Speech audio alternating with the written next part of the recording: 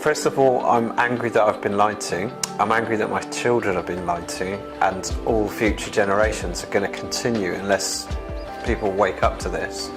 And I'm doing it to wake as many people up as I can. One day and said, "You never guess what, someone at work thinks the earth is flat." And I just laughed and went, "Don't be daft." And he said, "Yeah." She said, "Yeah, it's apparently it's a big conspiracy." That evening I thought, tell you what, let's have a look at this thing, see what it's all about. Come on, buddy. Didn't actually convince me there and then. I needed much more proof. But it also made me think, crumbs, there's a lot more to this than meets the eye. We believe in a geocentric model, a flat stationary plane, and what they've been told about a globe heliocentric model doesn't work. You're right! Some believe in a dome above, and some believe the plane goes on infinitely. But all flat earthers agree that there's no curvature, that water finds its level, and that we've been lied to. Conspiracies, really. The first thing a scientist has to do is actually follow the scientific method and go where the evidence tells what it requires.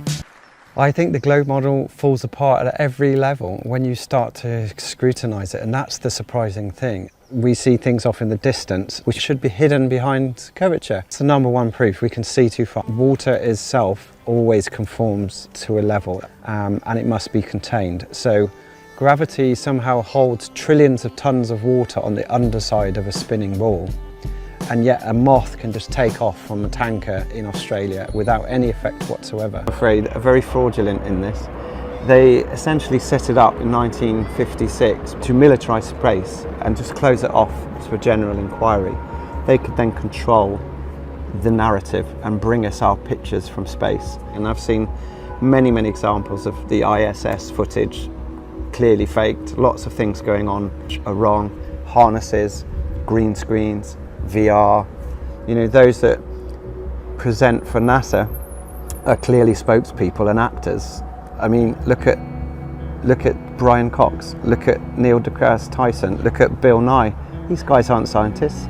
They're just compelling speakers. They're good, articulate speakers who are a good sales guys for the NASA model. Because we're unhappy about the lies.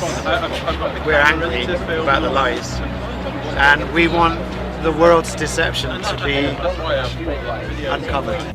Flat Earth is like level 10 of truth like this, and so when you do rock their boat and tell them, they'll want to get you as angry as you've just made them. And so it is hard, but thanks to the way the awareness is spreading, we're now in a place where we're able to talk about this to anyone and everyone. I think we're in a really good position right now to do street activism, and this is the way forward. There's no algorithm that can block this. You cannot stop this.